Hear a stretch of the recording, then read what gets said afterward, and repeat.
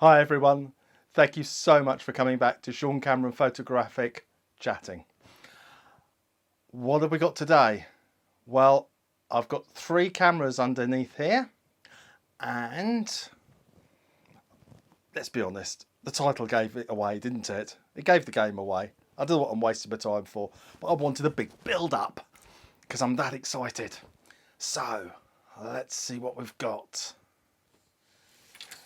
It's the long-awaited test of the D5, the Canon and the F4. Well, it's been long awaited by me anyway.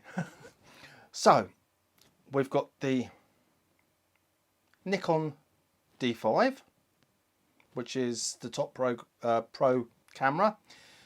If you draw a veil over the D6, which I think it's probably best to. We've got the Canon, which is a 1D Mk2N, manufactured in 2005. And you must have seen my box opening. You must have seen this baby's arrival. It's my F4, my Nikon F4 from back in 1988. Oh. If you saw my box opening, you'll know that this was the camera in my 20s I was desperate for. And it's taken me a while, but I finally got one. So, why a test between these 3 cameras? I'll throw it back at you. Why not? They were all pro cameras in their day. They all have merit. And in their own way, they're as good today as they were back then. And I will do 5 different categories of testing and mark them out of 10 just to make it exciting, and we'll see how they get on. Now, I don't think I've ever seen anybody else do this. I've never seen anything like it, so that's the reason why I'm doing it, and that's why. And I am excited about it. I think it's going to be such a fun test. I'm going to test them with sports. Dog jumping, which is my game. It's my dog sport. Is how I make my money. And I'm going to test them against portraits because I do portraits as well. I'm a professional photographer. We do a bit of everything nowadays. Let's be absolutely honest. Gone are the days where we used to specialise in weddings or portraits or studio. Anyone that's a professional photographer now tends to be a jack of all trades, and that's how we pay the bills. I digress. I planned this, and the first problem I had, or issue, or stumbling block, whatever you like to call it, was that I've got a 200 film in my film camera. Not a problem, but I think it's only fair to do ISO 200 on both of these as well, because that makes it fair. That balances the whole thing out. Issue 2, before we even start. Yet again, to make it fair, I want the same 70 to 200 2.8 lens on both the Nikons, because I've got 2, so it seems only fair to try them with that. But of course, sensors are a completely different matter. So I cheerfully put this on this camera, and of course, all of a sudden, the information I've got isn't working, or it's at least restricting me, because there is no way with modern lenses that this poor old camera could adjust the aperture. For as old as me, you'll remember the lenses where you adjusted the aperture by hand. You had a little ring on it, and that's how you set the aperture, the manual way. That's what this was designed for. So I'm told that the only thing I'm going to get with it is shutter priority and program. That's cool. That's fine. We'll deal with that. We'll shutter priority is absolutely fine. I can work with that. But the camera automatically sets it to its widest aperture, which in this case will be 2.8. So I shall set all the other cameras, the other two cameras, up to 2.8 as well. Somewhat challenging over a dog jumping a fence, but we'll deal with it. But ideal for portraiture. Anyway, those were the two issues I thought I'd let you know about.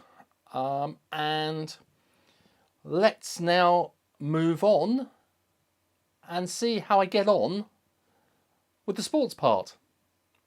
Okay, see you soon. Hang on. I got so excited about doing the shoot, I forgot the first two sections. So let's rein back and start again. Okay, this section, the first section that I'm going to mark, is about how the camera feels in the hand. And it's about the engineering, the feel, the switches and the dials. So let's start with the D5. Now, to be quite honest, if the D5 doesn't feel comfortable in my hand, then there's something seriously wrong and I need to worry, because I've been using this camera for about 4 years since it was first released, and yes, it feels comfortable, as it should do. It sits in my palm nicely, it's balanced.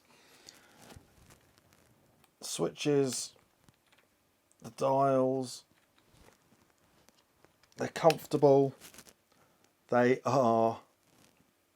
easy to use, they're soft to use, if that makes sense. They're easy to switch to the wrong thing, but they're easy to use nonetheless. So yeah, it's for a piece of electronic engineering, it's got it all really. It's all there. I can't see many things that I would wish would be on it that aren't. So I'm not going to tell you the score now. I will, but I'm not at the moment. Okay, on with the Canon. Now remember, this is a 15-year-old camera. And the first thing you'll notice is I've got a smaller lens on it than the others. Now, to be honest with you, this is used for training. I don't use it as my day-to-day cameras. So therefore I'm not going to invest in glass that I don't need. The lens that's on it is perfectly good. It'll do the job. It'll do the job compared to these two lenses. I'll make sure that this is a 135. It's a 28 to 135. I'll make sure that I do these at 135 as well to make it fair. And let's get the first impressions. Well, my first impression is it's a little bit awkward. Is it taller than the... No, it's not much taller than the D5, but it feels like it wants to tilt back. It doesn't sit in my palm comfortably. It doesn't feel balanced. Now, you'll be thinking to yourself, that's because it's got a smaller, lighter lens on it. Well, I can put lighter lenses on those ones on my D5 and it's still as comfortable. So there's something not quite as comfortable with this one. Let's see the switches. Yep, they're pretty solid. Canon don't want you to make a mistake. They don't want you to flick a switch accidentally. So they double bag it, or they make the switches pretty solid. And these are no exception. They're not going to wear out, are they? And they're pretty heavily engineered. They're solid, and I would say they probably they feel positive. The switches feel positive is probably the best thing I'll say. The only thing I've got concerns about is how top heavy it is. Now, I'm going to put it down. Now, before the Canon owners start getting cross with me as a lifelong Nikon user criticising a Canon. Let me make one thing absolutely clear. In my mind, there's no difference between Canon, Nikon, Sony, whatever you want to use, whatever floats your boat. The manufacturers are in it to make money. They don't produce rubbish. If they did, they'd be out of business. Yes, some cameras are better than others. Some lenses are better than others. But generally speaking, Canon and Nikon produce some stunning cameras and lenses. So I'm not biased. I stick with Nikon simply because that's what I've always had. So please don't have a go at me for being daring to criticise a Canon. Don't worry, I will be singing its praises as we go along. But at the moment it feels top heavy. Just my opinion. Right, the F4. An even older camera, poor old girl. Now I do admit to being biased about this, and as I start out, I have to say that it doesn't sit very comfortably in the palm. I don't know whether you can see, but there's actually a gap here where it needs to rest, and so I'm going to have to shuffle it forward so it feels comfortable. And now I can barely reach the zoom ring. So let's try the dials. There's a lot of safety switches on this lens. Okay.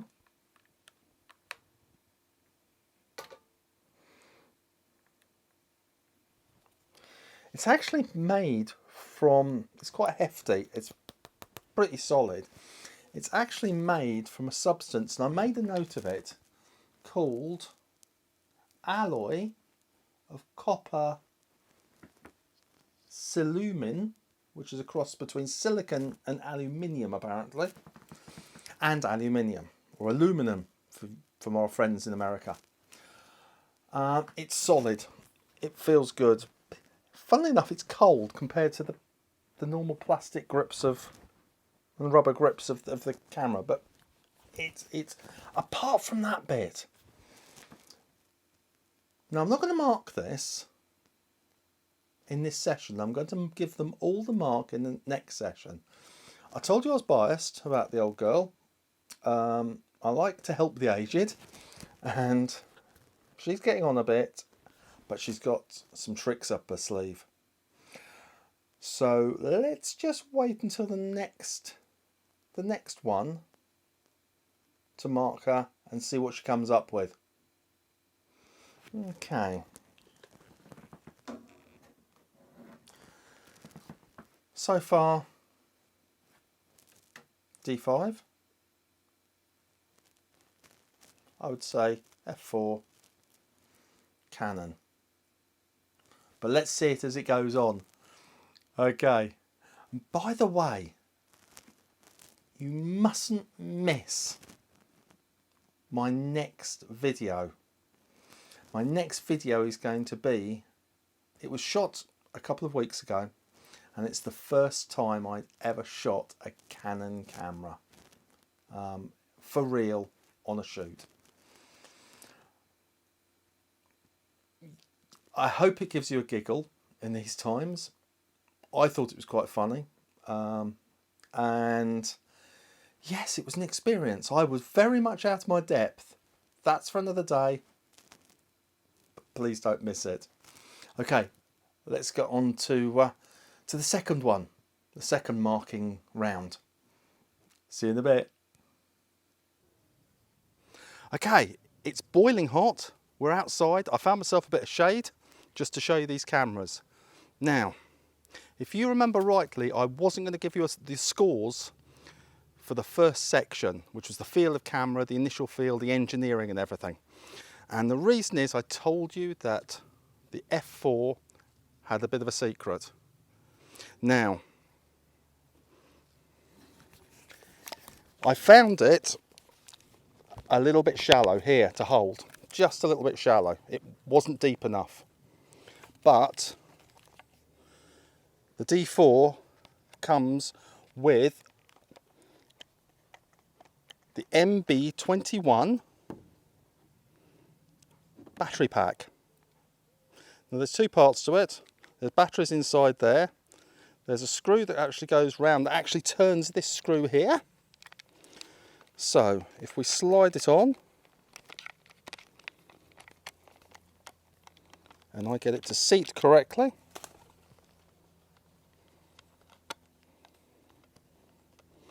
pigeon just flew out. I think it was frightened of me cameraman.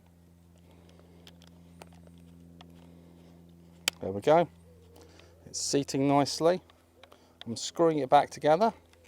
And now I'm going to use the penny just to tighten it up. There we go.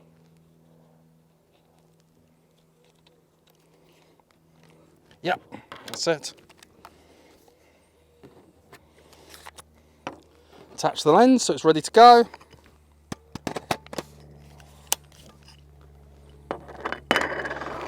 And now it's become the F4S. Simple as that. Not like today when it has to have different engineering, different things attached to it. Now, back in '84, you could actually turn your own camera into the next version. So, this section, before I get to that, see how comfortably it now sits in the hand. That is beautiful. It's beautifully balanced. There's a heck load of of batteries in there, and yeah, it's sat very, very nicely. So that rather changes the schools, doesn't it? You hear that? Doesn't that sound gorgeous? So that changes the schools, doesn't it? Because it now sits comfortably. So I will say D5, 8. It's comfortable, it's great, I'm used to it. The switches, they're soft, they're easy to use. The Canon, if I remember rightly, it tips back in the hand a bit. I'm only going to give that a 6. Sorry, Canon users. Switches are a little bit sharp, they're a little bit hard to use, but it's that balance bit that I don't like. It'll have a chance to catch up though. But the F4S as this now is, well, you've got to give it, I was going to give it a 7, it's got to go 9 now, hasn't it? It's got to be fair that it's only 9, it's gone to 9. So the next section is Individualism Adaptability. Well, how adaptable is this? I mean, you can get different data backs for it, you can get interchangeable focus screens, and you've just seen the battery grip that turns it from an F4 to an F4S. It's got many more batteries in it. And the way it screws in, and the way it attaches, and the way that it sounds, how can you not love that? How can you not love that? That has to be a full 10. Has to be a full 10. The engineering alone. Canon. This also has interchangeable focusing screens. So that's got to give it, it's well engineered. As we said, the switches are tight. They're pretty solid. The switches sound good. So the individualism, you can change the screen, you can change a little bit. Adaptability, yet again, we can change it. I'm going to give that another 6. Okay. The D5. Well, there's no real adaptability. There's no real individualism. It is what it is. It's a fantastic bit of engineering, but it is what it is. You can't change it. If I've got two, I can change them within the camera, but I can't actually change the camera itself. I can't alter any bits on it. I can't put new bits on it. So that's going to have to be a 4 for this section. Yep, you heard it, guys. The D5 is 4 out of 10 for this section. Oh well, I'm sure it'll catch up. On now with the shooting. Let's get a dog and let's get on with it. Okay guys, here we are outside, and I've set all the cameras to 200 ISO because of course the film I've got in the F4 is 200. I'm going to first of all use the D5, then I'm going to do the Canon and then the glorious F4. I'm going to lay a microphone down here so hopefully you can pick up the F4, the sound of the F4. I'm going to take a couple of shots with each camera and we'll see how it goes and then we'll compare them. Okay, here we go.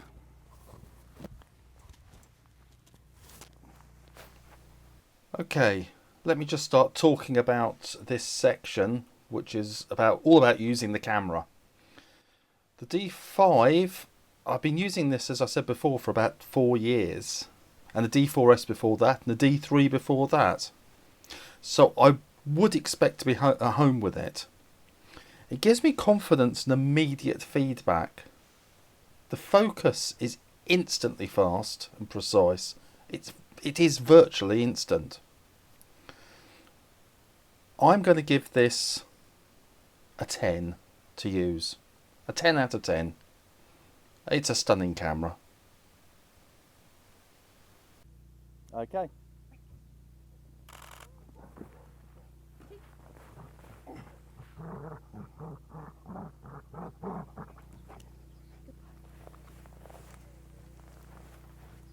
Okay, now the Canon. Now the Canon, it feels comfortingly solid. In fact, it feels like if I dropped it, I'd be replacing the floor rather than the camera. The focusing is quick, and it's really quick for its age. And I suspect it would probably be even faster with a top lens on it. Do you know this was released a full 2 years before Nikon's D3? Extraordinary, really. I've had a D3 and I think this would have beaten the pants off it, to be honest with you.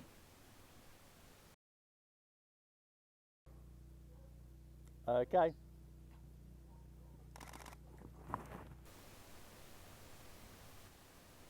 I was really rather impressed.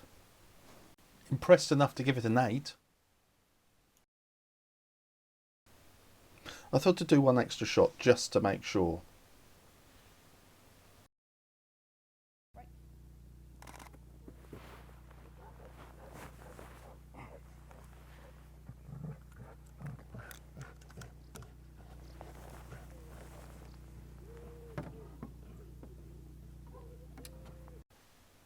Now the F4.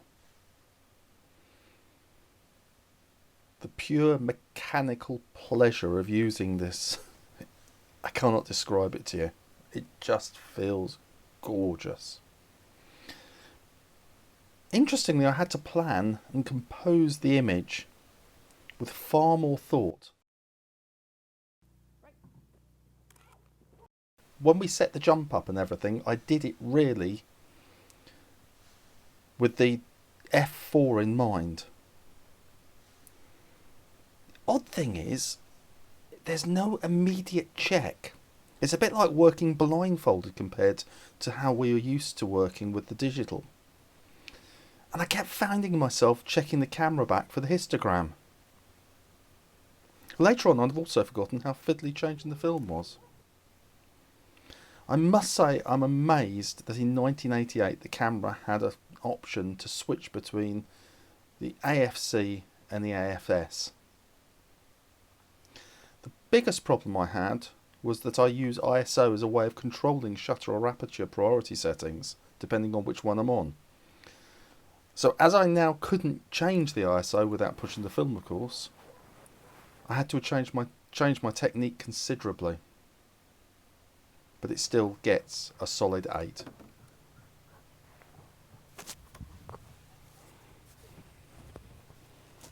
Okay, it's very sunny out here. Let's go and see what they look like. As I would expect, the Nikon D5 is up to its usual standard. The eyes are sharp, but could it be that the Canon colour is slightly richer? That's an interesting.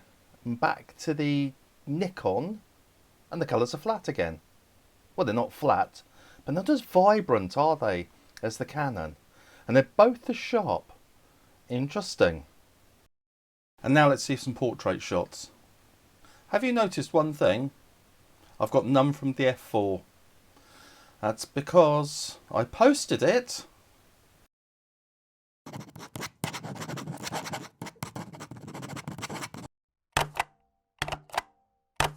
So while we're waiting, why don't we look at some pictures from the D5 and the Canon while we wait and wait.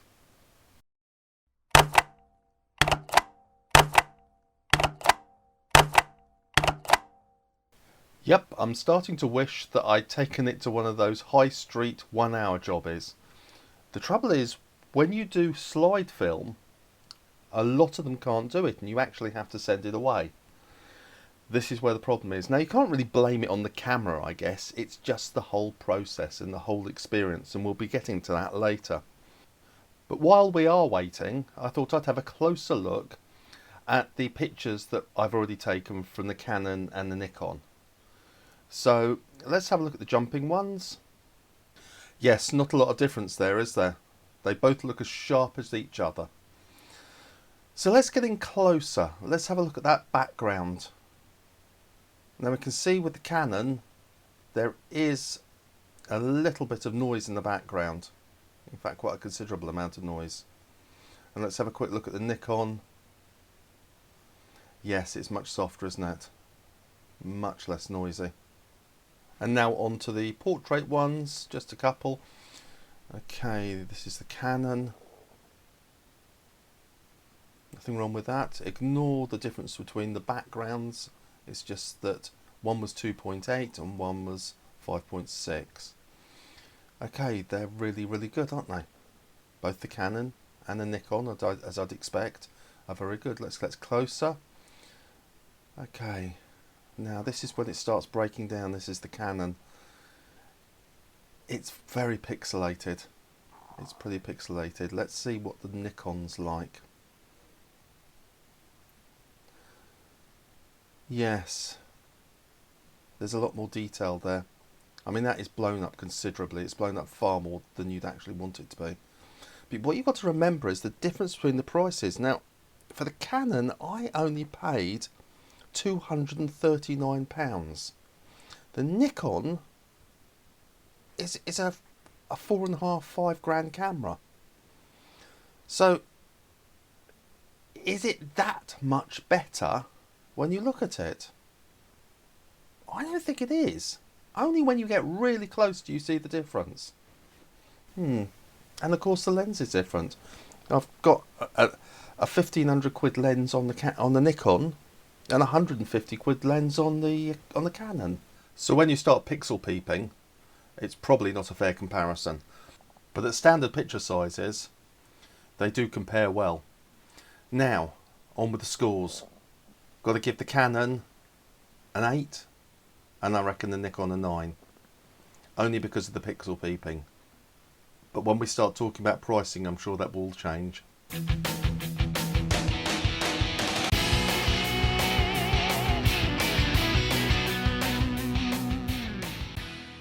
I know! I can't believe it either! They're finally here, so let's have a look at the prints first.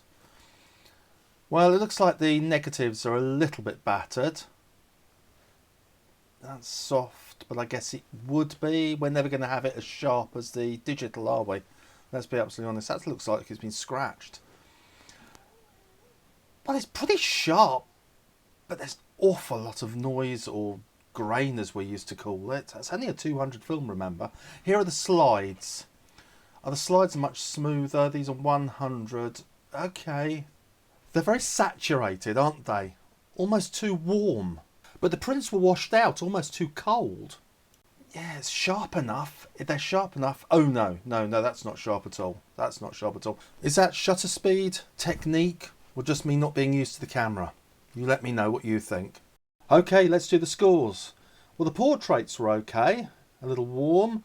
The jumping ones were, ooh, yeah, not so great. They're a little bit battered. Could that be scratched in the camera? Or could it be during processing? Oh, I hate to imagine that. Okay, score. It's going to have to be a 4. That's my gut feeling, and that's how I've been scoring the others. So that keeps it fair.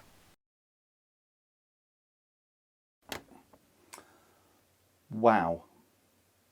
That was some journey, wasn't it? Thank you for so much for still being with me. I hope you're enjoying it. And don't forget, this is purely subjective. There's no science whatsoever. It's just my opinion and my feelings and my gut feelings. Let's have a quick look at the scores up to date so far. Well, I can see that the Nikon D5 and the Nikon F4, now S, are level at 31 points, with the Canon just behind on 28 points. I think we need to start doing the scores for the final section, don't you? And the final section is, of course, overall experience. Now, I've made copious notes along the way, but it boils down to one thing. Did I enjoy the journey? And that has to be to each camera. The F4, yes, I enjoyed the journey, but I'll always worry about the destination. The quality was a little bit disappointing, and I'm sure I can improve on that, but I'll always have that in the back of my mind.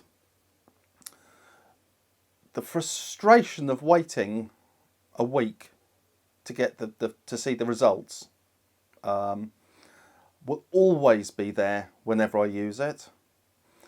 And it's a bit like going to the dentist, isn't it? You may choose the best journey to take, the beautiful countryside, but when you know you're going to the dentist, you're still not going to enjoy it much. And I've got this horrible feeling the F4 is always going to be that for me. I'm always going to think, right, do I make the decision of sending it away and not seeing anything for a week? Or do I go and get a 1 hour jobby and see whether the results are as good as they maybe could have been? Do I do slide and wait even longer so the results are better? Do I use film and the results are poorer? It's going to be a decision. Digital, unfortunately, you take the shots, you get the immediate result, and we've got so used to it now. I've got used to it. So, but let's have a look at the scores. Let's start doing the scores for the overall experience. Okay, Nikon D5. The D5 can only ever do what it can do, which is very good. It does whatever it does very well. But it doesn't ever do more than you expect it to. It's nearly a £5,000 camera. So you expect it to be good. So the overall experience was very good, but I expected it to be good. So I've given it a 6. That may be harsh, you think, but it can only ever do what it does. The Canon exceeded all my expectations. It amazed me, the results of it. So I'm going to give that a 10. I'm going to give it a 10. And the poor old F4, it's got to be a 4. The engineering, the mechanics, fantastic. Absolutely fantastic. the feel of using it, wonderful. But as I keep saying, the results and the long time it took to get them really, really put a shadow over the whole experience. So sorry F4. I tell you what, I wish I'd had it before. But let's rush now to the totals. The total is the Nikon D5 gets 37. The Canon has overtaken it with a 38.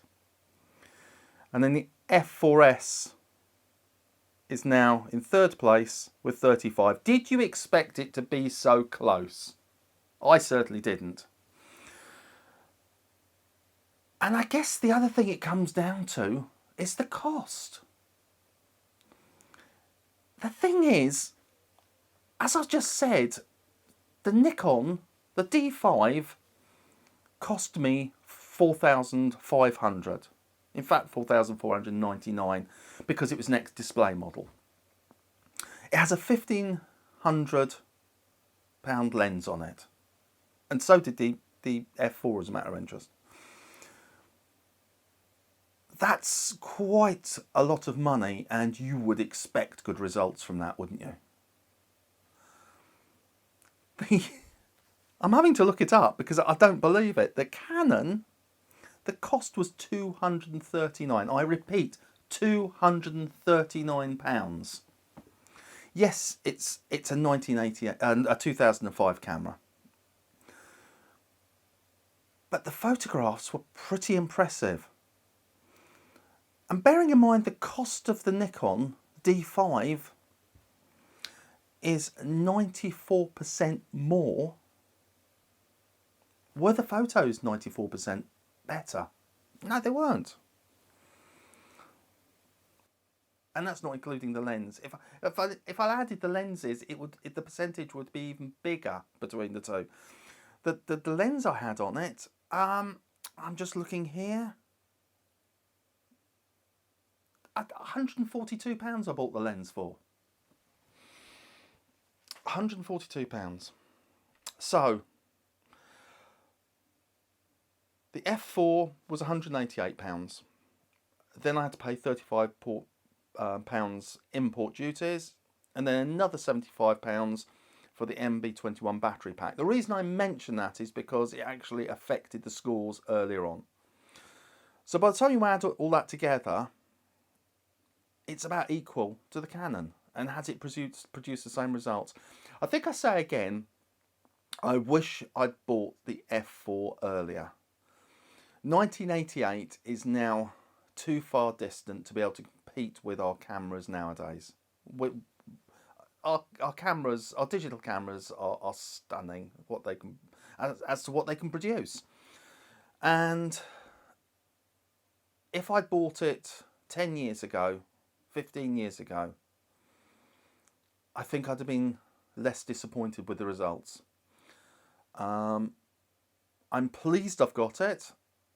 As I keep saying, it's the camera I always wanted, and now I've got it. I have no regrets on that. But I think it's going to go up there, and I may use it occasionally. It's probably not a fair playing field, but that is where we are.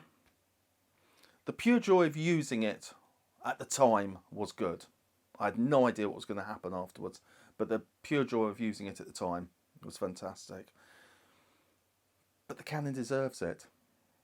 It's a 2005 camera. Think about that. 2005 camera, but as I said, £239. And look what it produced. Impressive. Very impressive.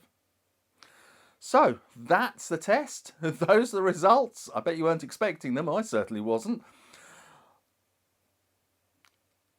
I've waffled long enough. I've taken up enough of your time. And thank you so much for joining me. If you enjoyed it, don't forget to like it. If you want to see some more, like the box opening of the Canon, the box opening of the Nikon, I will be doing some more tests I will be doing an interesting test on this one about whether it's worth buying one of these or a cheaper new camera. Look out for that, and subscribe. Please subscribe, because then you'll get told when I put one of my new ones up. Thank you again for joining me. Take care.